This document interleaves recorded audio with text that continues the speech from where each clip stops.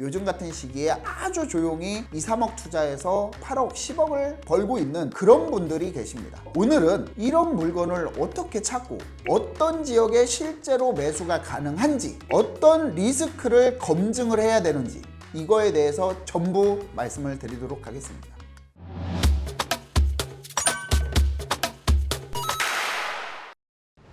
안녕하세요, 반갑습니다. 여러분과 함께 부동산 투자의 시작을 설계하는 채널 이충민의 부말리입니다. 10.15 대책 이후에 투기과열 지구가 지정이 되면서 재개발 사업에 대한 투자가 막혔다라는 말이 있습니다. 서울시에서 발표한 자료에 따르면 정비사업지 중에 재개발은 75군데, 재건축은 139군데 해가지고 총 214군데가 타격을 입는다라는 발표가 있습니다. 이런 상황 속에서 또 LTV가 40%, 또 이주비 대출이 6억 제한, 이렇기 때문에 정비사업의 사업성이 낮아짐으로써 조합원들의 동의를 이끌기가 어렵고, 조합원의 동의를 받기가 어렵기 때문에 사업의 진행이 굉장히 더디게 진행이 될 수밖에 없다, 이렇게 말씀을 드리고 있고요. 그래서 서울 도심 쪽에 공급이 부족한 상황에서 굉장히 우려되는 현실입니다.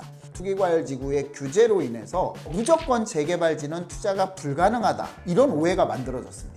하지만 여러분, 규제는 100% 막은 게 아니에요. 항상 예외를 만들어주고 있습니다. 투기과열지구에서 조합원의 지위 양도는 원칙적으로 금지가 되고 있어요. 재건축에서는 조합 설립 인가 이후, 재개발에서는 관리 처분 인가 이후에 조합원 양도는 금지되어 있기 때문에, 그러면 조합원 양도가 금지된다라고 하는 것은 결국은 현금 청산이다. 그러면은 투자자들이 유입이 되기 어렵다. 하지만 모든 투자에는 틈새가 있습니다. 10년 이상 보유하고 5년 동안 거주한 매물은 조합원 양도 금지에서 예외가 적용이 됩니다. 우리가 편법을 활용한 게 아니라 정비사업지에 투자를 해서 조합원 입주권을 받을 수 있는 바로 합법적인 매물이다. 그래서 이런 정비구역 내에 빌라나 다가구 주택에 대해서는 조건만 충족이 된다라고 하면은 매수가 충분히 가능하다. 정비사업이 진행되는 지역에 빌라 투자만이 답이다라는 말씀을 드리고 싶습니다. 빌라 같은 경우는요,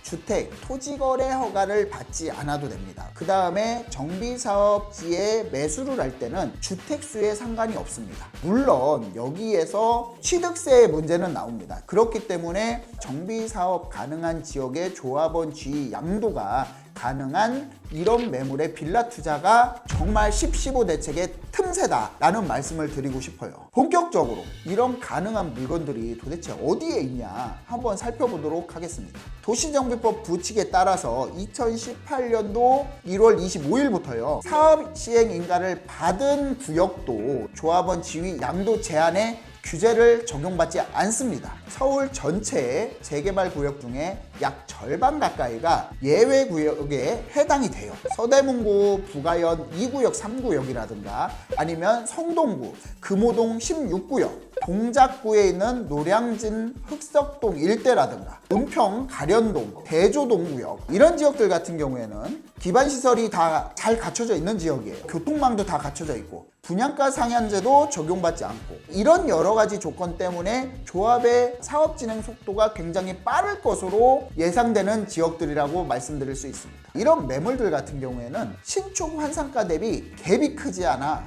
분담금 대비 수익률이 아주 높은 구조에 있습니다. 아무거나 사면 안 되죠. 반드시 4가지만 기억을 하신다라고 하면은 이런 틈새 물건에 대해서 투자는 성공하실 수 있을 겁니다. 첫 번째, 실거주 요건이 5년이 충족이 됐는지를 전입세대 열람이나 아니면은 주민등록 등본을 통해서 확인을 하셔야 됩니다. 두 번째는 당연히 10년 동안 보유를 해야 되죠. 10년 보유는 등기부 등본 정도 확인을 하면은 충분히 확인을 할 수 있다라는 말씀을 드릴 수 있고요. 중간에 소유권의 단전, 소유권이 내가 5년 가지고 있다가 1년 동안 자녀라든가 다른 사람한테 아니면 잠깐 팔았다가 뭔가 법적인 문제로 다시 가져왔어요. 중간에 끊김이 있으면 안 돼요. 다시 취득한 날로부터 10년이기 때문에 이런 부분들은 꼼꼼하게 체크를 하셔야 되고요. 세 번째는 권리가액 산정이에요. 미래에 추가 분담금 문제가 있기 때문에 이 권리가액 산정은 굉장히 중요하고 그 시장의 비례율 체크도 분명히 하셔야 된다.